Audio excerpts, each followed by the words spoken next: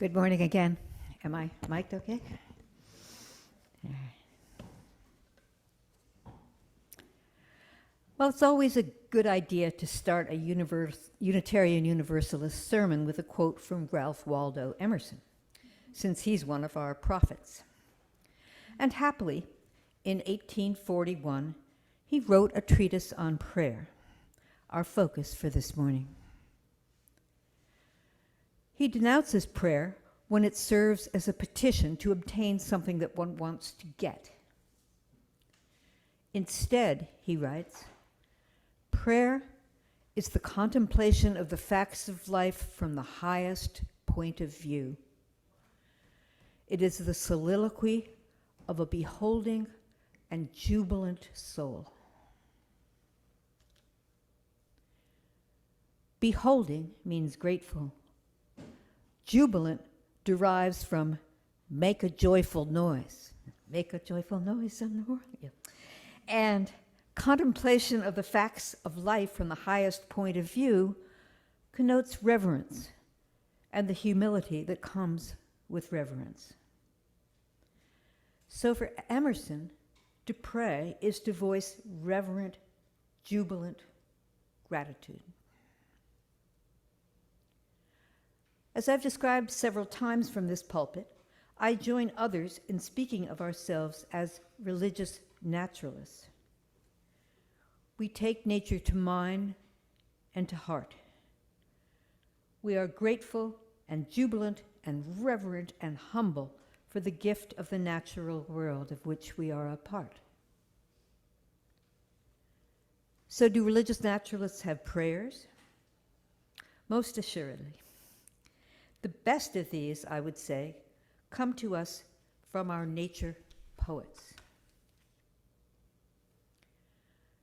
2 weeks ago, with Janet, we immersed ourselves in such a prayer when we read together Wendell Berry's reverent poem, The Peace of Wild Things, which ends in heartfelt gratitude.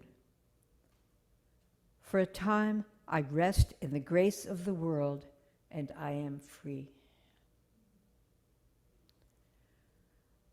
Our reading this morning, Mary Oliver's Sleeping in the Forest, is a beautiful prayer of reverence for the planetary matrix and its transformative gifts.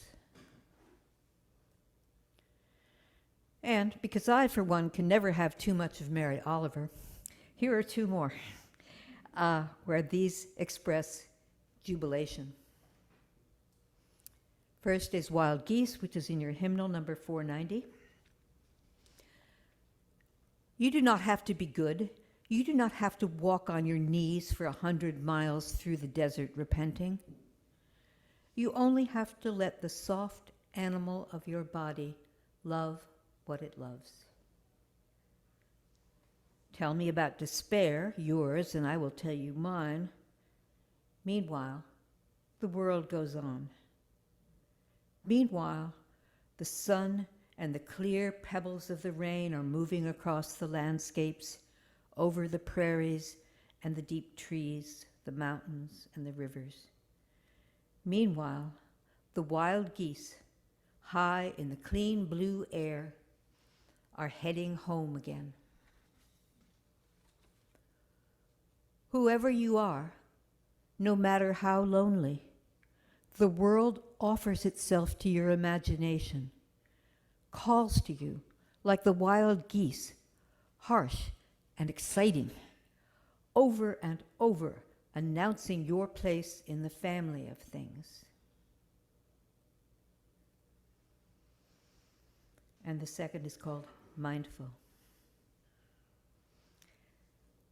Every day I see or hear something that more or less kills me with delight, that leaves me like a needle in the haystack of light. It was what I was born for, to look, to listen, to lose myself inside this soft world, to instruct myself over and over in joy and acclamation. Nor am I talking about the exceptional, the fearful, the dreadful, the very extravagant, but of the ordinary, the very drab, the daily presentations. O good scholar, I say to myself, how can you help but grow wise with such teachings as these? The untrimmable light of the world, the ocean's shine, the prayers that are made out of grass.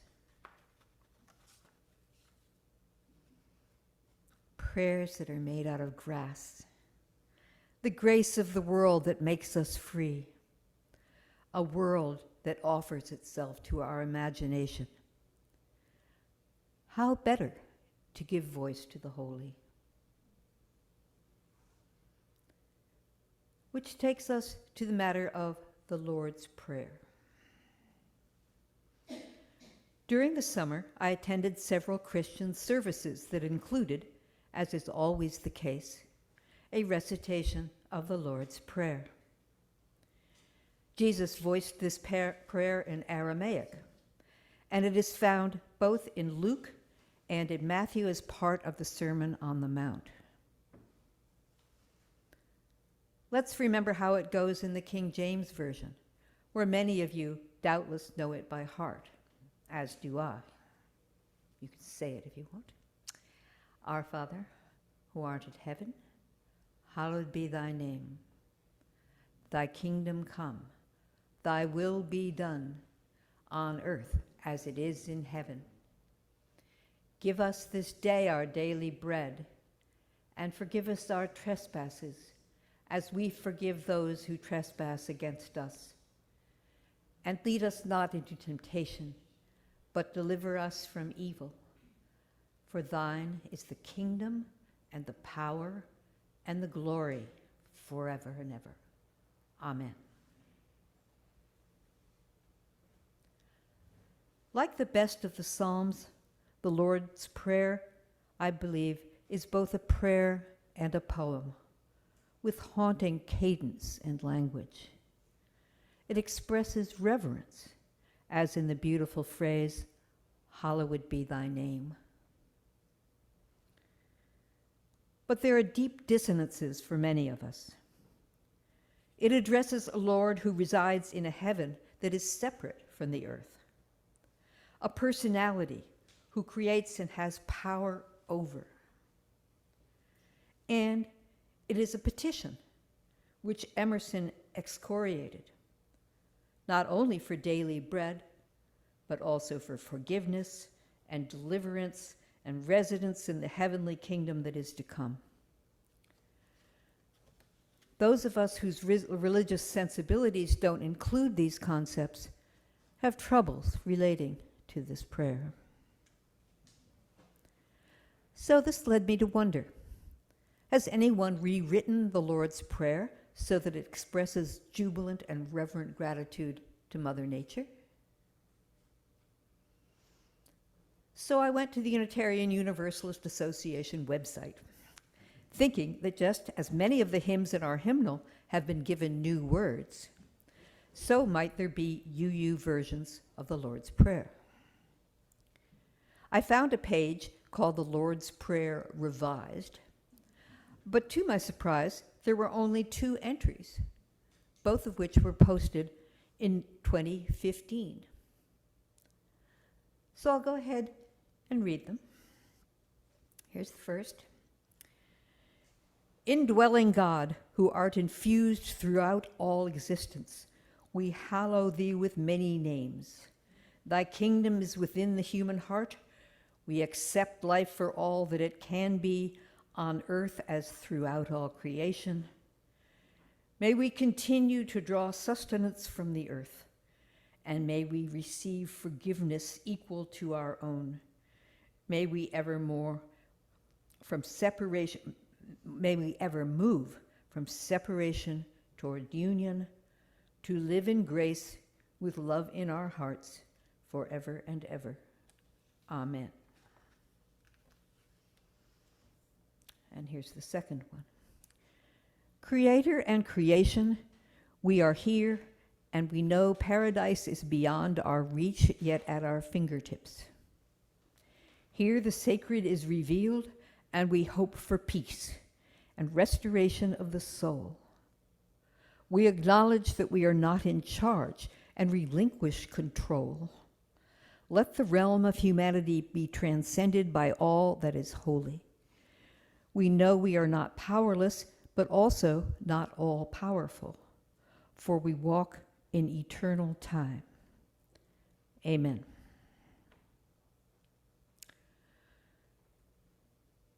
So, while there are some lovely moments in these revisions, they only loosely follow the cadence of the original. And to my ear, they miss out on its spare, lyrical voice. They don't sing to me. So, a month or so ago, I decided to have a go at it myself. I typed out the original words and started amending. Where my goal was to retain the poetic voice and meter of the original and retain resonant phrases like "Hallowed be thy name," but infuse the whole with non-theistic, religious naturalist sensibilities. After a few drafts, I sent a version out to the listserv of our Religious Naturalist Association, and members sent back wonderful suggestions that made it better. We realized, engaged in the process followed by the writers of the Gospels as they fine-tuned their Christian sensibilities, albeit we were using pixels rather than parchment. Importantly, while the draft prayer retained the petition for daily bread, a petition that all living beings must bring to Mother Nature, its other petitions are for tenderness and harmony, outreaching rather than in-grabbing. Indeed, they echo the words we heard earlier from Mary Oliver. I thought the earth remembered me. She took me back so tenderly, arranging her dark skirts, her pockets full of lichens and seeds. The drafts also made a key change. Rather than asking that our trespasses be forgiven, we seek to repair our trespasses, a call to the missions of social justice and eco-activism. After dozens of drafts, what emerged is printed at the end of your order of service. I'll first read it and then ask that we read it aloud together. I'll then call on Jessica to offer us the text in a melody written by Albert Hay Malotti in 1935 as a setting to the original Lord's Prayer. The Mother Nature's Prayer. Our Mother, well, let me do it first and then we'll do it together. Let's all do it together. Our Mother, who art within us, hallowed be thy name. Thy ways evolve. Thy will calls forth this earth that is now our heaven. Give us this day our daily bread, and fill us with tenderness as we repair our trespasses. And lead us not into destruction, but deliver us into harmony. For thine is our wellspring, and our substrate, and our glory forever and ever. Amen. Jessica, you ready?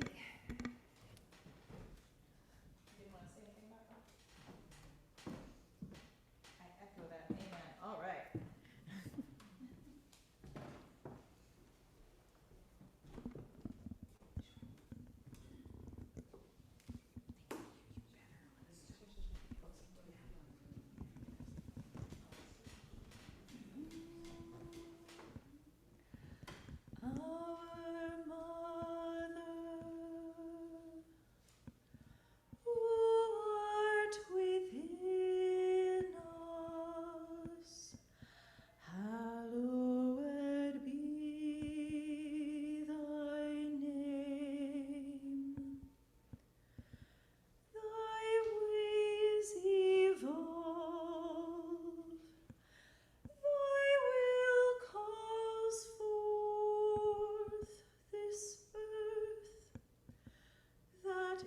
is now our heaven.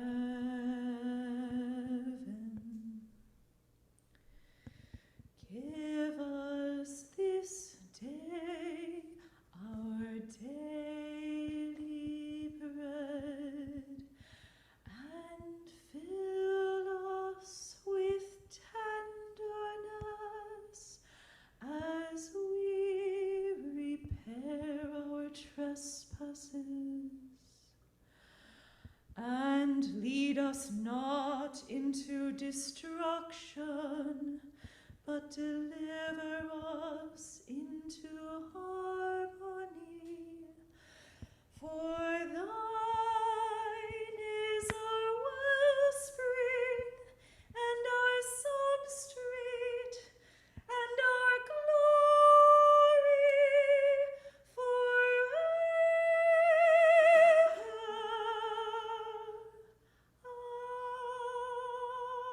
Amen.